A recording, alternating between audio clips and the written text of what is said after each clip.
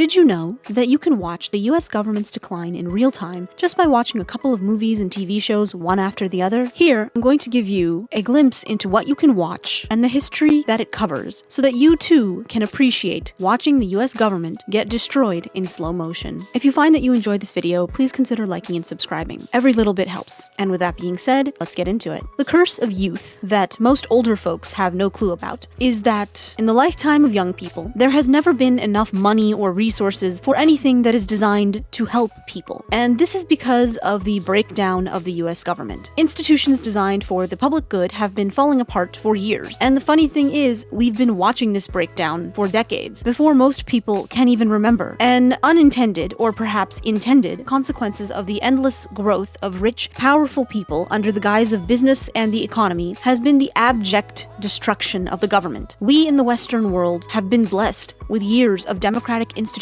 that are stable, allowing for the incredible quality of life that the rest of the world hasn't been afforded in that same time. But now, it seems that time might be coming to an end. 250 years, as many have pointed out, isn't a bad run for an empire. And let's be honest, we were an empire. They say hindsight is 20/20, and so many people are now looking back at the last 40 years and seeing how supply-side economics, or business that puts capital over people, have gutted American society and set the stage for not only an authoritarian government, but for the destruction of our world as we have known it. I want to examine this destruction from a media perspective. We have been watching this happen slowly in movies and TV shows, and we didn't even realize it was going on. Everything from the weirdo political movies of the 1970s that hinted at the post-Watergate beginnings of this corruption, to the complete normalization of political corruption in the early 2000s after the Iraq War crisis, until the 2010s when conspiracy theories became so normalized that a presidential candidate was repeating them. This is by no means an exhaustive list. It's all just random stuff that I've seen over the years. If you have any additions to this list of films and TV shows that catalog the destruction of our government, go nuts in the comments. To laugh a bit at this horror helps to take its power away. So, while troops occupy parts of our country and masked goons arrest immigrants in the street, let's look back at how we got here through movies and TV. We can trace our current moment in time back to the 1980s, but privatization, the obsession with business, we can trace that even further back to the 1970s. Back in the time of extra hairy people. Seriously, did people just stop grooming back then? There was the Watergate scandal. Nixon's attempts to fix the election, his executive overreach, all of it set the tone for future executive misdeeds. Earlier this year, when I was feeling bad about some things in my life, I watched Frost/Nixon from 2008, and then All the President's Men. It made me realize that no matter what I do in my life that's bad, I know I can never mess up as badly as Nixon did, and that is strangely comforting. For a long time, it seemed like the worst thing in the US government, but nowadays, everything that the Supreme Court and Trump's administration do make it seem like nothing. But I digress. The Robert Redford films from this period really nail the stresses of what was happening, the paranoia, the discomfort, and the uncertainty about the world because of the failures of our government. It certainly didn't help that Ford fumbled hard in pardoning Nixon. The people needed a trial, and it was just such a fuck-up. The films of the 70s, from the investigative reporting of Woodward and Bernstein in All the President's Men, to The Candidate with its peek behind the scenes of campaigning, to the thrilling danger of the analyst-turned-spy in 3 Days of the Condor, each one helped to show us a little bit of the problems in our political system. They'd probably be called radical in modern times, because saying anything bad about the government is a no-no now. But back then, we still had the First Amendment, and we were able to expose those horrors. The story of All the President's Men is literally about the two reporters who broke the story about Nixon and the Watergate scandal. However, 3 Days of the Condor is, in my opinion, a greater story about exposing corruption. Often pushed aside for All the President's Men, I think Condor is a much more interesting story, not just from an entertainment place, but also because it better captures the hidden corruption of the time. The story follows an analyst at the CIA who lives in New York. His name is Turner, and his job is just to read books and look for codes and clues in them. This was the height of the Cold War, and spying was big business. But he wasn't a field agent actively spying or getting into dangerous situations. He just read books. One day he goes out to lunch, and when he comes back, he finds his entire office has been murdered. He panics and calls the home office, giving his code name for the company, Condor. From here, he's on the run, almost getting murdered many times. He suspects it's the CIA, but he can't prove it. He can't trust anyone, and he kind of loses it trying to figure out what exactly he or his office found that resulted in everyone being murdered in broad daylight. After a lot of digging, running around, getting shot at, and a love scene that has not aged well. He learns that he found a code in a book that revealed a rogue CIA operation to seize oil fields in the Middle East. So, one of the higher-ups in the CIA sent an assassin to eliminate him and his office. Upon confronting his own boss Higgins with the information, Higgins is unfazed, saying that it is a contingency plan in the case of oil shortages, claiming that the American people won't care when it gets cold and they can't heat their homes. And there were multiple oil crises throughout the 1970s, a fact that older folks remember whenever they vote against sustainable energy development. It speaks to the mental age of the people working against renewable energy, because recently it outperformed fossil fuels. Like bell bottoms and those ridiculous sideburns, it should be on its way out, but here we are. I saw this film in 2010, and at that point, the memory of the Iraq War was fresh. The reason for invasion was obviously oil. Even at that point, 35 years later, America's need for oil as a reason to subvert democratic norms was still relevant. Later, I learned of a theory called the renter's curse. The idea that the reason democracy doesn't take hold in the Middle East is because oil-rich states can simply buy off their citizens, never giving them any reason or ability to make political change from strongmen-type leaders. Truly, petroleum products, the scarcity, or perceived scarcity, I have no clue if that is a real thing or not, I cannot get a straight answer on the subject, are clearly the root of anti-democratic state practices. In life, if we are unfortunate enough to enter survival mode, or to be in a situation without stable income, we stop thinking about anything else. Our values, our principles, anything beyond our base needs becomes too difficult to prioritize. And similarly, our dependence and reliance on oil, among other raw materials we have exploited globally, have impacted our national security for decades. But more than that, our ability to adhere to our democratic principles that make up our identity as a nation. We see this in the film as well, as we watch Joe Turner go from being a calm, analytically minded guy to a paranoid, agitated mess. After seeing his coworkers and his girlfriend murdered and suddenly being forced to go on the run, he immediately locks into survival mode, and he stays there throughout the film. He's a changed man by the end of the film, not really believing in his work or America anymore. Part of respecting the post-World War II world order is respecting that each nation is sovereign and we're not supposed to invade each other. The US has been getting away with breaking this rule for years, for various reasons. Invading, simply for the purposes of resource gathering under false pretenses, hurts the global democratic order, for us and for the invaded parties. Of course, that hasn't stopped us, especially in the 2000s, when good old Bush decided things were just a little bit too nice for America, and it was time for some fun. Obviously, Bush didn't do 9/11, but between Charlie Wilson's war and our general assholery on a global scale, by that point, it's not surprising what happened. For those of you who have not seen that film, Charlie Wilson's War is a film based on actual events wherein a moron lawmaker from Texas named Charlie Wilson decided he was going to get involved with that ragtag bunch of rebels in Afghanistan known as the Mujahideen and help them repel a Soviet invasion. Because selling cocaine to cocaine dealers doesn't really compare to helping overthrow democratically elected governments, like the US did in Guatemala, Chile, Nicaragua, Iran. Because, spoiler alert, those didn't really work out so great. But that's okay, because I'm pinning my hopes for the future on the next big shipment of Stinger missiles to that ragtag bunch of Mujahideen heroes in Afghanistan. Sorry, I had to put that clip in here, or it was just gonna live rent-free in my brain until I finished this. Anyways, it did happen. Julia Roberts and Tom Hanks were in the film. It probably wasn't a bad movie, but I literally can't remember it because I was so angry by the facts of the films, I could not enjoy it. Everything about this war, the invasion, all of the events around it make me so angry. Strange interlude. Another thing that makes me feel better whenever I'm sad about life is to think about the US invasion of Iraq. Sure, it set the stage for the Taliban to take over Afghanistan permanently, and they are making most people's lives a living hell, especially women. But I know that no matter what I do poorly in my life, I will never fuck up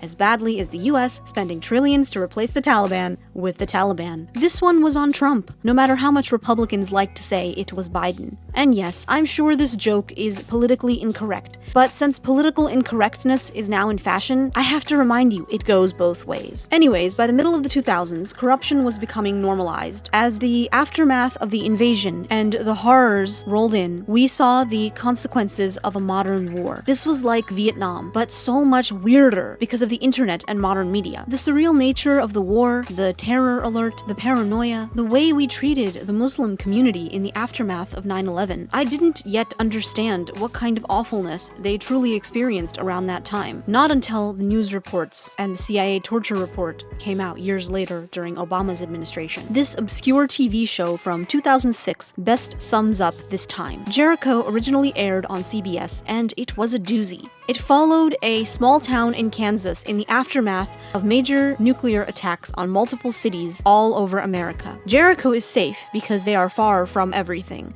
but the show follows their struggle to cope while trying to uncover what happened in the rest of the country. This was truly how people felt after 9/11, because no ordinary person expected anything even remotely like that to ever happen in America. So there was this fear, paranoia, and a constant concern of survival in the event of another attack of some kind. A true time of survival mode, and a perfect opportunity for lawmakers to nab a bunch of our civil liberties. Just another way in which business leaders and politicians broke apart the government. Lies about WMDs, terrorists, starting a foreign war, invading and destroying 2 different countries, all for the sake of oil and lining the pockets of wealthy folks. It broke our standing in the international community significantly when we invaded the Middle East, and it became a part of Russia's logic in its invasions of Georgia in 2008 and Ukraine in 2014. After Bush's Axis of Evil speech, I remember a wise man pointing out to me that given that the US was the only country to ever nuke another nation in the world, who were we to call anyone evil? Regardless of the circumstances of the bombing, we didn't exactly have a leg to stand on for calling any of those countries evil, especially given that we were cozying up to Iraq just a few years prior. A fun political ideology espoused by Henry Kissinger and George W., known as realpolitik.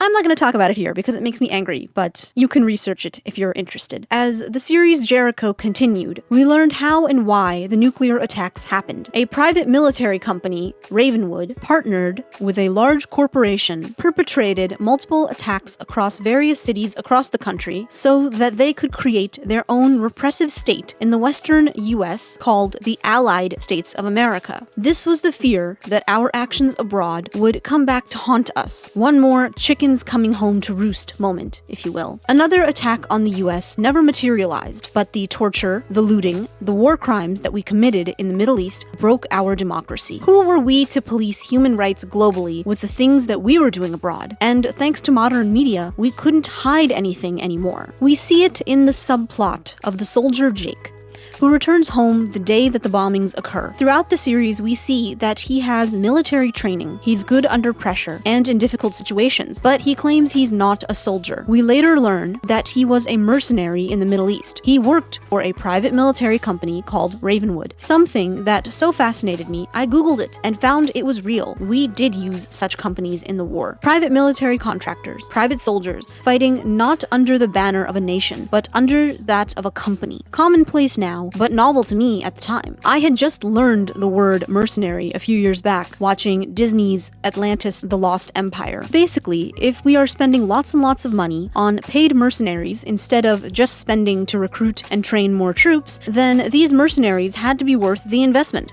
War is big business, which leads to my second point. Obviously, breaking democratic norms for the purposes of resource gathering is the first way in which we have broken our government. The second way is how we allow business to make geopolitical decisions, not just with a focus of resource gathering, but tactical choices about war, prioritizing their profits over peace and human life. These two things are intertwined as business drives breaking democratic norms. In the interest of being simple, we're going to split these two things up so I can explain them better. Americans, in states of economic fear and anxiety, allow business to run the geopolitical show. The domino theory is not a joke. The Vietnamese are fighting a civil war. There is no monolithic communism. It's an excuse. Come on, partner. It's for profit.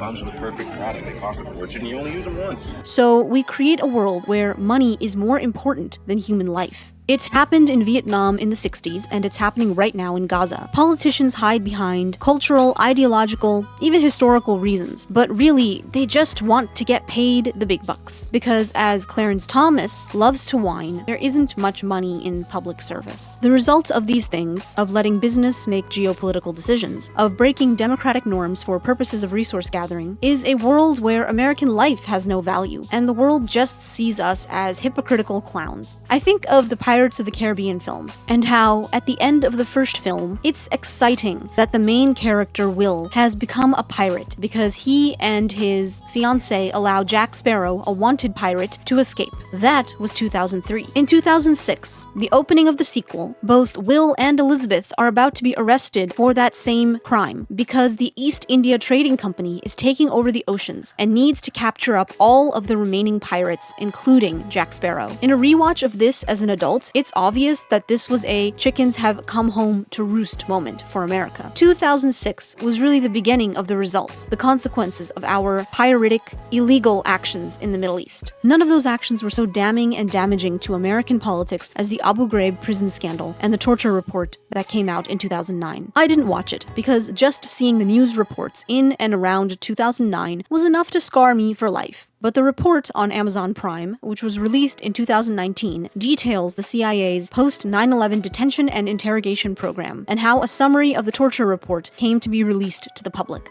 If our obsession with winning the war to save face didn't break our democracy, our thirst for oil certainly did. The film that best encompassed the post-9/11 failures of America in the region was Syriana, which was released in 2005 with Matt Damon and George Clooney. It highlighted the failed ambitions of democracy in the region. But really, it was just another conversation about how oil, resources, and business deals were always going to be more important than our democratic ideals. In the face of money, democracy is meaningless. It always has been, and it always will be. So now we can see how business and money have destroyed the value of human life and geopolitical peace, as well as democratic norms globally. And it plays out even domestically. Why should we trust the FDA and other public health institutions when they are developing medicines and vaccines with companies whose sole purpose is profit, not human life? Now, the consequences of these actions come for our institutions internally. As a wise man once told me, when we hurt others, we hurt ourselves too. From the mid-2000s forward, it was all about internal desecration. The Citizens United ruling felt like such a surprise, but based on the past 10 years at that point, it was kind of the logical conclusion. It took a slow breakdown for money to matter more than human life in America. When money became speech, it became more important than our lives in America as well. The infighting of the 2010s, the Republicans deciding that they just hated Obama and they weren't going to let him do anything, was absurd, but not surprising. I remember reading a joke once that claimed that all congresspeople should dress like NASCAR drivers, with badges all over their clothes of which companies and organizations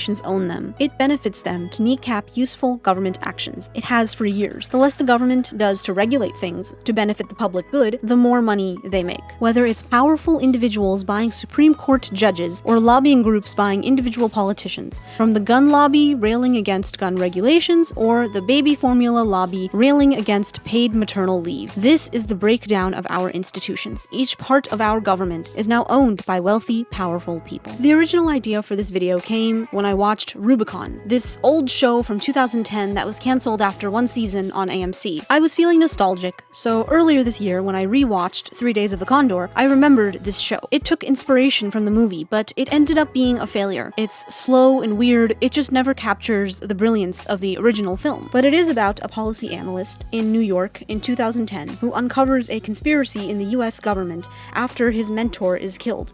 He finds it in a newspaper crossword puzzle. The answer to the clue is 4-leaf clover, as if to say that there are 3 branches of government, but what does the 4th leaf represent? Ultimately, he uncovers a group of powerful businessmen using his policy institute to determine the trajectory of global events and getting rich from them. The tagline of the show is that not every conspiracy is a theory, and that has kind of become true in our world these days. It really marked the beginning of the time when conspiracy theories became mainstream. Ancient aliens got popular around that time. 4chan and other weirdo places on the internet started floating around. All kinds of crazy stuff. And just a few years later, in 2016, we saw the Panama Papers come out, which should have been huge news. A cabal of wealthy people avoiding taxes, committing fraud, and evading international sanctions. It should have been a huge deal, but people were more interested in Pizzagate and all that BS QAnon nonsense. It's absurd truly when you think about it, but these conspiracy theories were born because of the loss of faith in our system. The frustration with a decade-long focus on foreign affairs at the expense of domestic affairs left us us with outsourced factories, an opioid crisis, rising health insurance premiums because of the ACA prioritizing some groups over others, and Democrats so disconnected from ordinary people they couldn't even fathom how they lost the 2016 election. The fear and paranoia of this time saw a destruction of America's faith in its own institutions. Trump was the result of the conspiracy theories about the government, the frustration of ordinary people being ignored for business consistently, an outsider, change for the sake of change that people felt was the answer. The breakdown of our government didn't happen in a vacuum. It was engineered by powerful people over decades of abuse and public mistrust, and how much they don't give a damn about anything as long as they get paid. The real problem is the complete lack of accountability for all of them. Bush or Cheney will never be held accountable for all the people they killed. Neither will Obama or Clinton or anyone else for that matter. We don't even know who was pulling the strings behind the scenes. And this is the precedent that Nixon set. If only it had been like the Frost-Nixon movie, where Robert Frost, in his interview with Nixon, got him to admit that what he did was wrong. But it didn't happen that way in real life, and it will never be the case for any of these people. We can chart how each law, each policy changed our lives forever, but we can't hold anyone to account for what they did and how it impacted things in the long term. And now we're living in the wreckage of their choices and our own. By putting money and business ahead of democracy, we've possibly wrecked it forever. In a recent Law & Order episode, a lawyer named Wallace is murdered for suggesting that his firm push back against an extortion effort by the federal government. Another member of his firm, the son of a UAE diplomat, wants to keep the lucrative federal contracts coming, which will be yanked if the firm doesn't do a certain amount of pro bono work for causes that the federal government is friendly with. So, the diplomat's son murders the lawyer who is trying to hold the firm steady against the extortion. The New York DA's office is able to prosecute the diplomat's son, having his immunity removed. But then a special office of the federal government intervenes, asking them to drop the case because it would cost the US a federal contract for weapons they are selling to the UAE. The New York DA naturally refuses.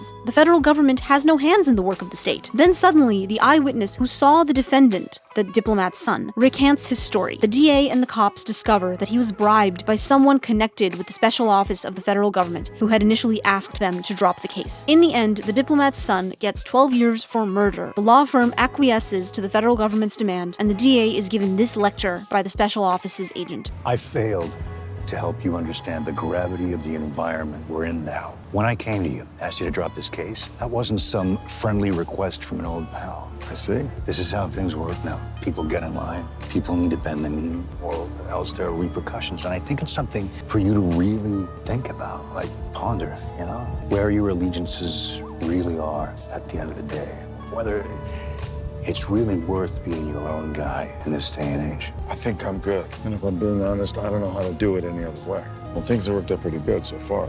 Time will tell. This is a new and dark chapter coming up in American history, one where our values are now disappearing. It's not happening behind closed doors now, it's all out in the open. We allowed cowardice, greed, fear, and apathy to gut the principles our ancestors fought for, and this is the result. A new king is trying to destroy our government, institutions, and law because we gave him the power to do so. Both fears around the economy as well as insatiable greed have made a world where we put money ahead of principles, values, laws, institutions, and now we are going to pay the price. A Christian nationalist king may actually be able to take a foothold in this nation, a place where no one ever thought that was possible. Ultimately, if in the name of business, we are willing to turn our back on our own principles, invade nations, ignore rules, consort with countries that have horrifying human rights records, then we have no business calling ourselves a democracy. We broke the US government. We bought into the manipulation by rich people that if they made money, we'd make money, that economic security came from having oil rather than developing renewables that would make us less reliant on other countries. It's funny because in many ways, the renter's curse was always a mistaken concept. The theory never considered that Western nations, especially America, were the ones buying oil from autocratic Middle Eastern nations and actively beating up their chances for democracy, human rights, and any kind of freedom. It's an unpopular point to discuss. But beyond just destroying our planet with greenhouse gas emissions and polluting our air with toxic fumes, fossil fuels have a large hand fueling terrible things in our world. Whether it was Russian gas that enabled Ukraine's invasion, Iraqi oil that supported Saddam, and then later the US invasion of the region, and oil that generally fucks up the Middle East, most of our geopolitical instability is traced to energy insecurity globally. Not to say that other resources don't play a hand in other kinds of insecurity, but we have literally traded our democratic ideals for stuff. Placing business above democracy has ruined our democracy, our freedoms, and our security in the future. We have allowed greed to ruin any kind of safety net, not just in terms of oil, war, and invasion, but even other resources. If you want to understand better the root of what is happening right now, you can check out my supply-side economics video, which talks about how the policies of the last 40 years have deified business and ruined life for the average American. It is the roots of the culture we live in which have deemed government regulation, a social safety net, and the public good dirty things. Americans have been made to believe that the interests of the elites and powerful are our interests as well, even though they aren't. Regulation, the programs of the Great Society, civil rights protections, we must spit on these things because rich people hate them, and they convince us to do so. And they can, because of our recent politicians like Nixon, Bush, Trump, the scandals, the corruption, the filth that they have brought into the public sector, ultimately making it impossible for ordinary people to trust government. This video, we're talking about the breakdown of things, but what comes next, I have no clue. Thank you so much for watching. If you liked this, please consider subscribing to my channel, and I'll see you in the next one.